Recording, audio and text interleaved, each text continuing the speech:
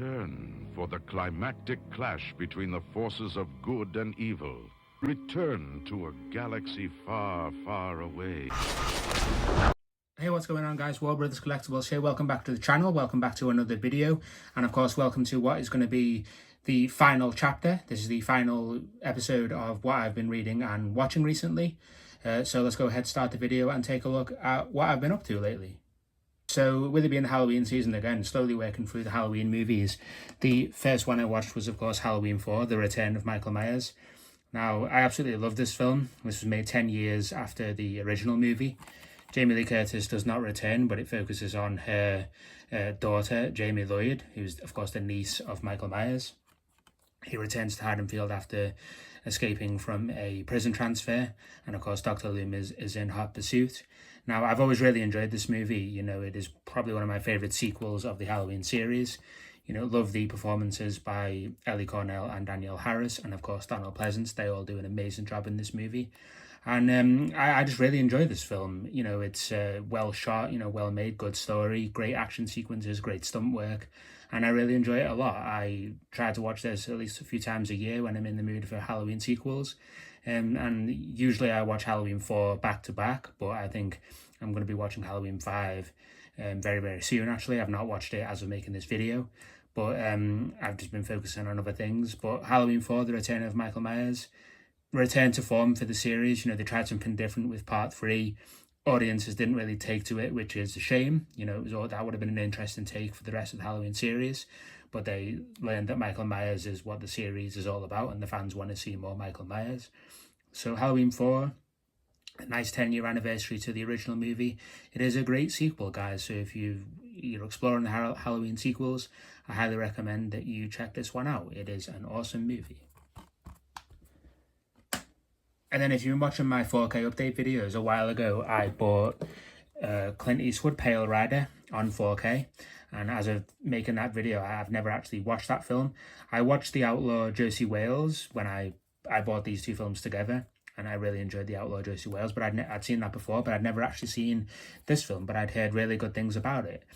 And I really enjoyed this movie. It's kind of like A Fistful of Dollars, in a way that Clint is this traveling gunslinger or reverend, and he's this mysterious kind of character, comes to this town to help out the citizens, and, you know, forms a relationship with this family, helps them out. And it's all about the gold rush in America, and about two different two different like towns, if you will, collecting gold. And it's about people trying to get driven off the land, and Clint Eastwood comes to save them.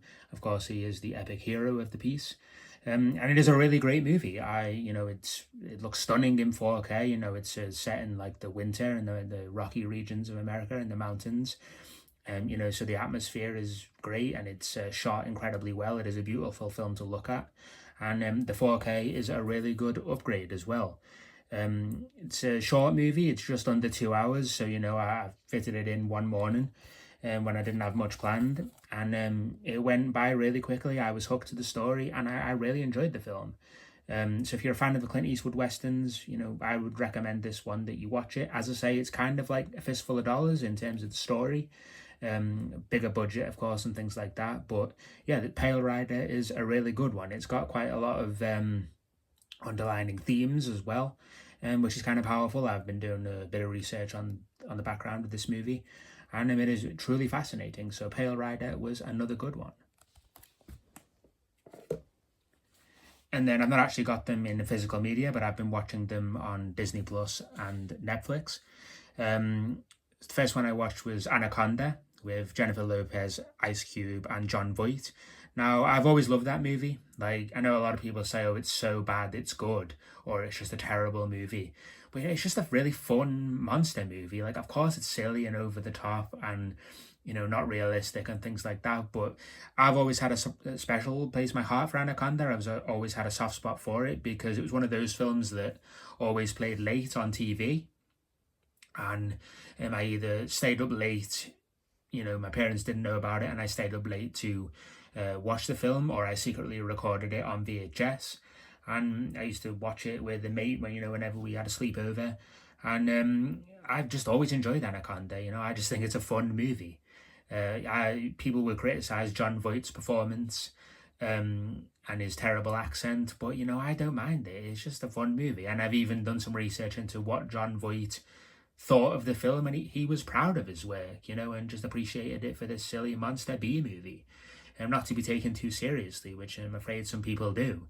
Anaconda, they're remaking it this year, I think, with Jack Black and Paul Rudd, so I will be going to see that film. They're doing it kind of differently, though. They're doing it as like a kind of a comedy, which is kind of a different take. That'll be kind of interesting. But the original Anaconda movie, I've always enjoyed the film. And then I decided to watch, pretty much the same day actually, I decided to watch the sequel, Anacondas. I think it's called Hunt for the Blood Orchid. That was also on Netflix. Ironically, it was, funnily enough, it was directed by Dwight Little, the same director as Halloween 4, so I was intrigued to watch it. And I didn't enjoy that one at all. That one was terrible. There was not much of a story. There wasn't... I didn't know any of the actors in it. There was no sort of star in it that I recognise. Now, I'll hold my hands up and say I didn't know any of them. They might be big stars. They might be well known, but I didn't have a clue who any of the cast members were, and the characters were just bland. I didn't connect to any of them. In the first movie, you do like Eric Stoltz's character, John Voight's character, Ice Cube and Jennifer Lopez, all the characters, and even Owen Wilson is in the original movie. They're all kind of interesting characters and kind of fun to watch. But the second film, just a really weak story and terrible special effects, worse than the first movie, I've got to say. And I just didn't enjoy the second Anaconda film at all, and I don't think I've got any desire really to watch the rest of the films. I believe they just get worse and worse. So yeah, I didn't enjoy Anaconda 2 in the slightest. It was kind of boring as well. Nothing really much happened until the last... It was coming on to like 10 minutes towards the end, and I was like, how is this even going to end? And it was just kind of rushed, I suppose, and terrible special effects. And no, Anaconda 2 just didn't do it for me. But the first movie I've always enjoyed. People say it's a terrible movie. I have to dispute that and say no, it's just a fun monster movie. Don't take it too seriously. It's the first Anaconda film is just a great movie to watch with a group of friends. Get some friends over for a movie night, get some pizzas, some popcorn, some sweets, maybe a couple of beers, and just throw Anaconda on, and I'm telling you, you will have a great time. You will laugh, you'll be excited, you will just have a great time with it. Just give Anaconda, the original one, another chance, guys, especially with the new film coming out in December with Jack Black and Paul Rudd. I'm really excited to go and watch that. And then the next one, again, this one was on Disney Plus, Halloween Town. Now, my wife, grew up with Halloween Town. I'd never actually seen it growing up as a child, so I only watched it recently, about 3 or 4 years ago, and I just watched it, didn't really pay much attention to it, just had it on in the background really. But the other night we decided to put Halloween Town on, and it is just a fun, kids Disney Channel movie. It's just a really, it's just a fun family movie. It's just perfectly fine. It's again, don't take it too seriously. It's just a fun fantasy film set on Halloween and in this fictional universe of Halloween Town, this alternate dimension kind of thing, and it's about witches, and it's just a really fun movie, and it will put a smile on your face. So if you're not seen Halloween Town, that's another one I recommend to watch with your family or your kids, especially around the spooky season. Halloween Town, it's got great color palette, great atmosphere, that really autumnal feeling, of course, being set in Halloween Town. Just a really fun movie, guys. So yeah, Halloween Town, and I'm gonna watch the sequels. I think there's 3 more films in the series, so I've got to give them a watch at some point.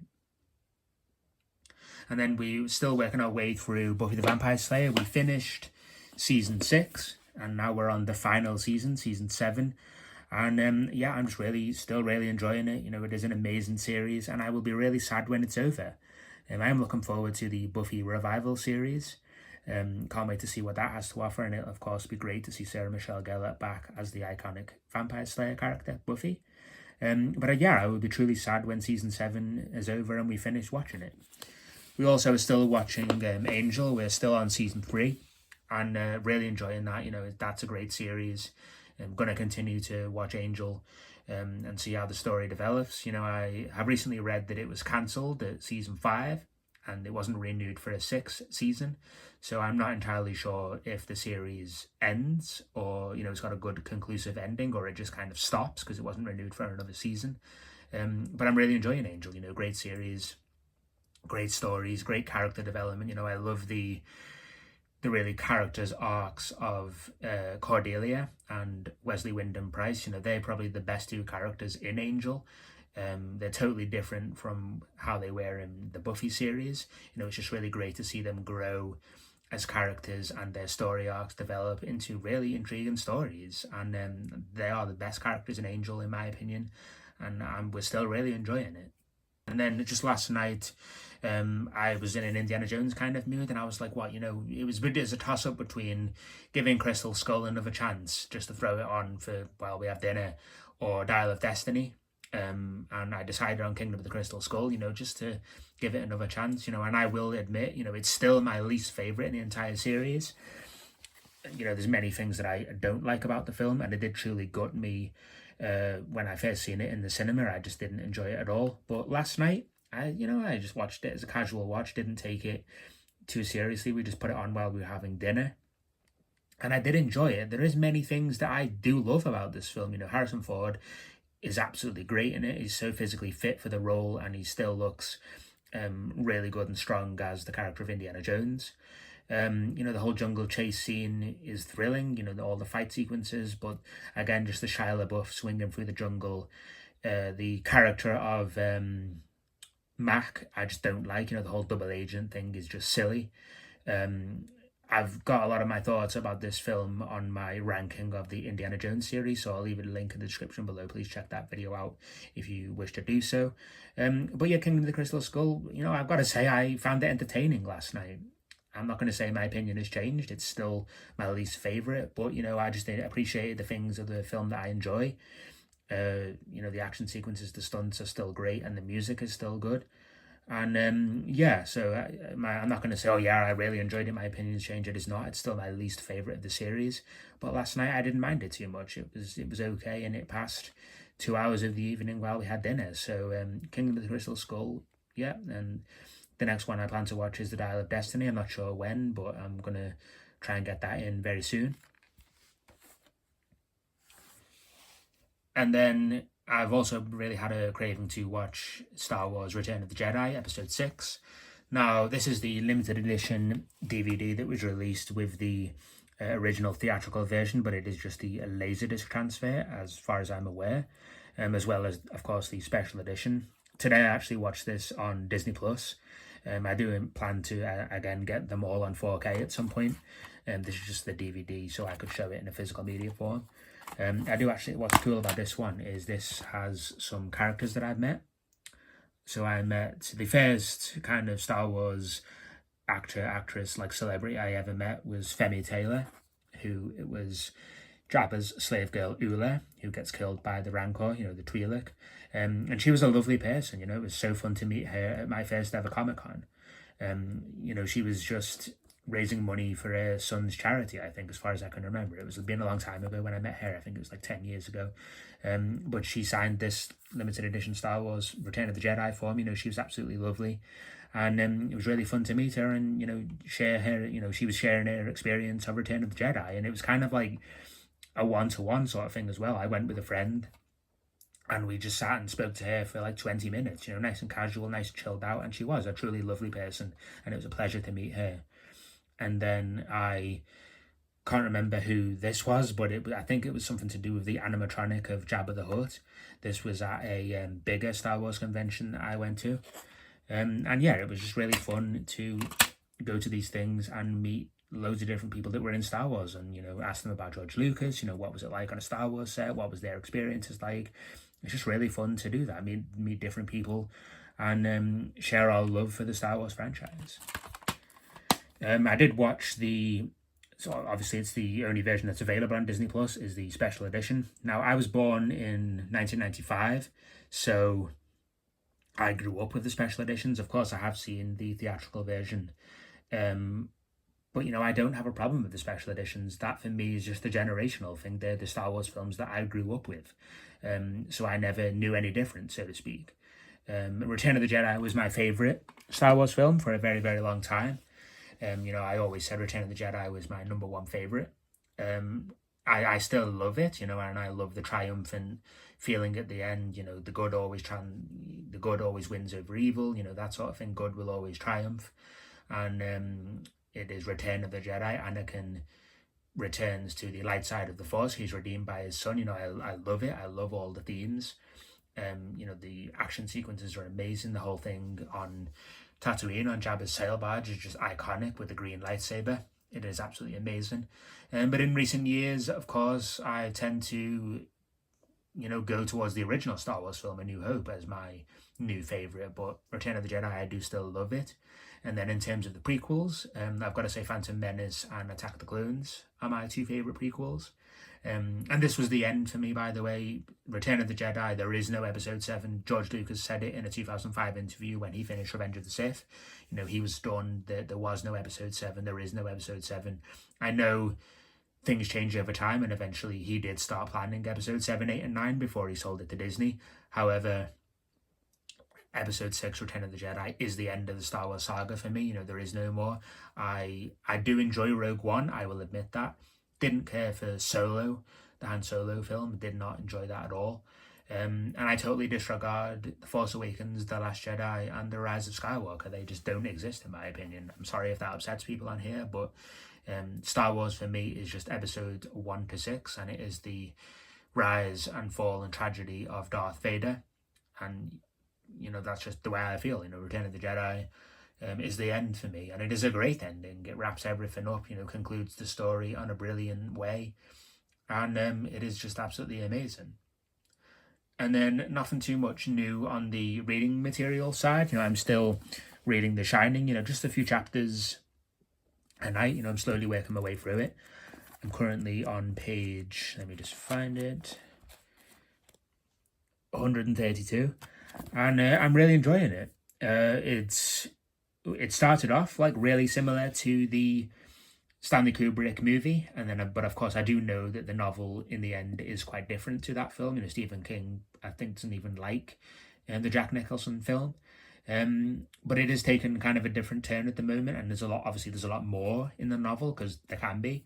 It's just kind of slow at the moment. They've just been left at the Overlook Hotel, and Jack's doing repair jobs and like reminiscing about his past and how far he's come from giving up alcohol and things like that. And it focuses on a lot more of like Danny's memories of the Shining and things that happen.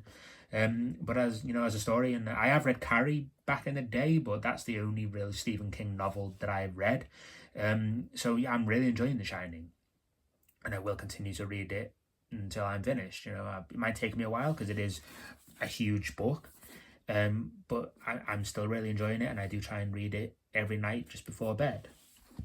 So that's going to be it for this video, guys. Again, this is just the final chapter of what I've been reading and watching recently. Really enjoyed doing these videos, guys, just kind of keeping a document of what I've been reading and watching, talking about these films, sharing my experiences with these films. I've really enjoyed doing this series.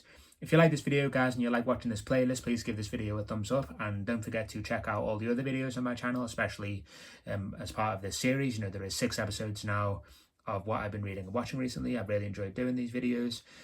Please check out my Jurassic Park Toy Edition videos, and of course my Indiana Jones Toy Edition videos. I'm having so much fun doing those videos, such a great time. They are an absolute blast to make, and all the feedback I'm getting on them, guys, is absolutely amazing. I really do appreciate all the support. Thank you for anyone who's recently subscribed to my channel. I really do appreciate it, and welcome. And, I hope you're really enjoying the content. Thanks very much for watching, guys. Take care, and I will see you very soon in another video.